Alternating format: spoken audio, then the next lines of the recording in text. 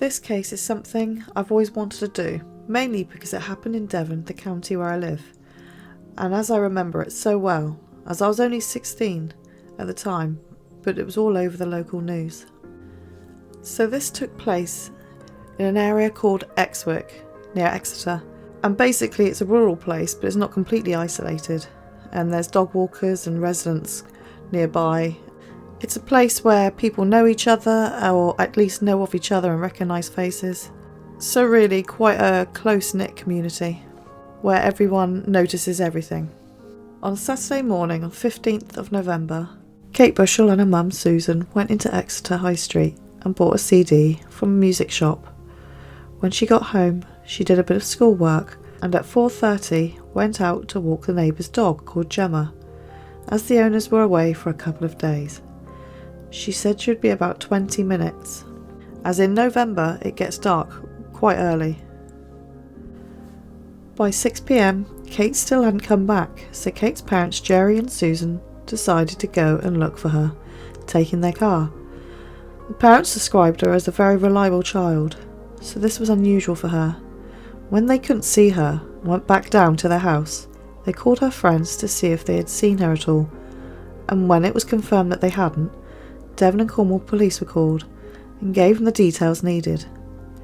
Jerry decided to go back out and look while Susan stayed at the house, just in case Kate arrived home, as by now it was dark outside, as she could be laying injured somewhere from a fall. At 7:30, Jerry was back at Exwick Lane and climbed over a stile into a field which had a footpath. As Jerry walked back towards the footpath, he suddenly saw Gemma's eyes shining in the darkness. As he walked up to the dog, he noticed his daughter's body to the right side of him. Kate had been stabbed in the neck and her clothes had been disturbed. At about 8 p.m, half a mile away, a resident of Exwick noticed a police helicopter overhead. As he looked outside, he saw a man running from the footpath behind his house, running along Cornwall Hill. But when police appealed for anyone to come forward, it seems this man hasn't come forward still to this day. Devon and Cornwall police said a knife blade at least 6 inches long caused the fatal wound to the neck. Witnesses, all of the local area, started coming forward with things that they'd noticed on the day, and some of them had even seen Kate Bushell walking in Exwick Lane just before her murder. A man came forward. He said he was walking with his children and he had walked past Kate at 4:55. He noticed her as she was the only other person on that lane. He described her as around 13 to 14, wearing black jogging trousers with white stripes and walking a dog.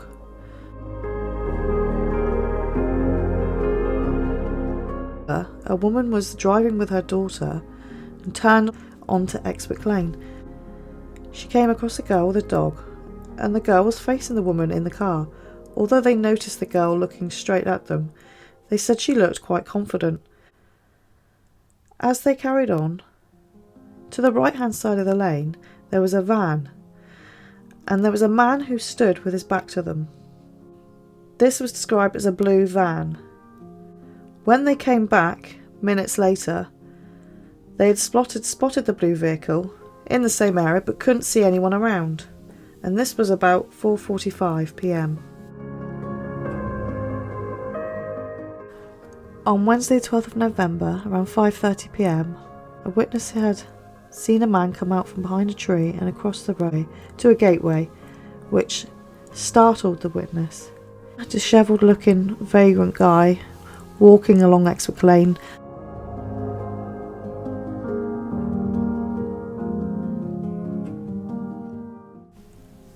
A witness whose house overlooked the fields where Kate was killed woke up one morning and saw a tent in the weeks leading up to the murder.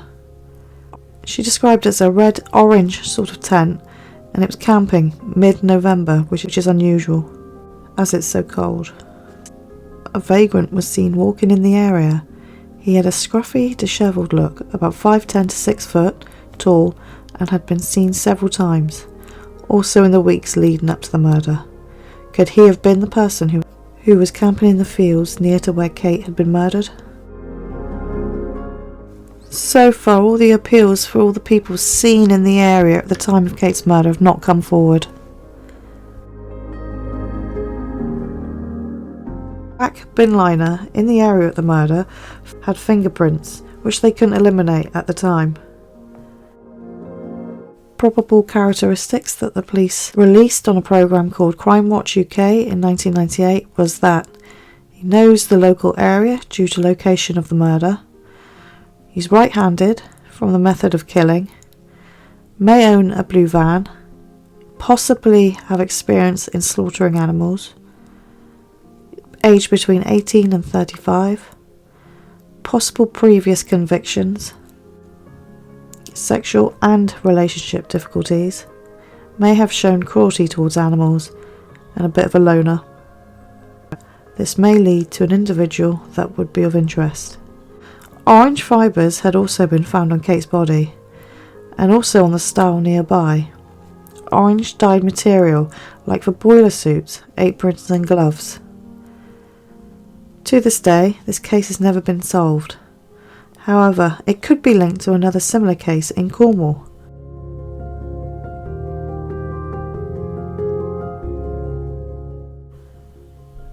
The murder of Lynda Bryant. Lynda Bryant was found dead on the 20th of October 1998 in the ruined Hine Lanes in the Roseland Peninsula in Cornwall. Now, it's straight up the A30, about 87 miles away from Exwick near Exeter. She had 2 daughters and a grandchild. On the morning, she dropped her daughter off to work. Someone who went to school with Lynda and worked at the garage saw that she entered their local garage. Lynda started to talk to a friend. The friend noticed a white Maestro van come up and park opposite. Both the garage worker and friends saw the man, who seemed to be in his late 50s, round-faced and bushy beard, staring at Lynda's car. When Lynda left, the van took off in the same direction as Lynda's Sierra.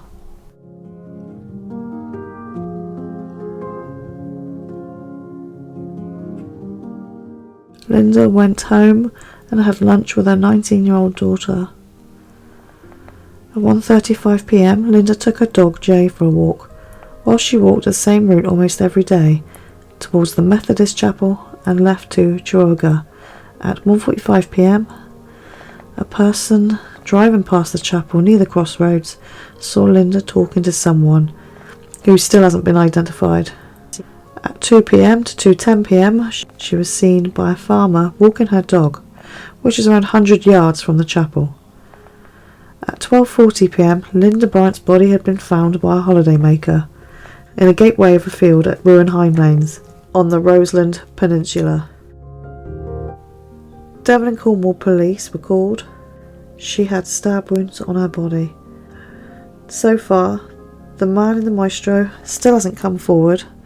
Neither the man that she was seen talking to at the crossroads.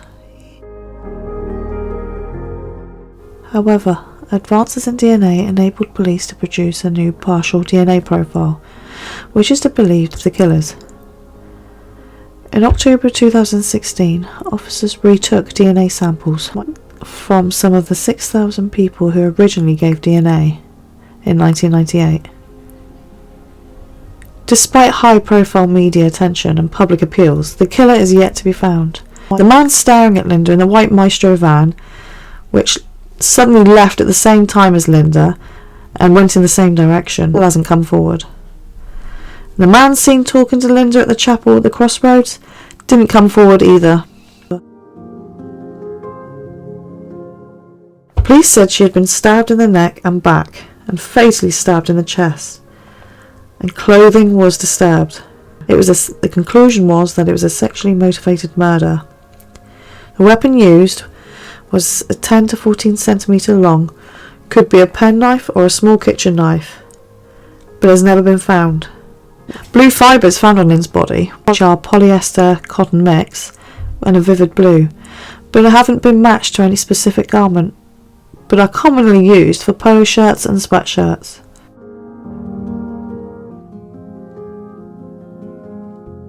Lynn was wearing a tortoiseshell glasses, which couldn't be found at the time, but 4 months later, on the 2nd of February 1999, they were sitting on top of the mud in the gateway where she had been killed. Even though the area was subjected to a fingertip search, 3 other suspects have been eliminated, and nobody else has come forward, especially the sightings of the 2 or 3 individuals who have never been identified. This unsolved case is devastating for the small community of Ruin High Lanes, but most of all Lynda's family, who was described as popular and friendly and dedicated to her husband and daughters and grandchild.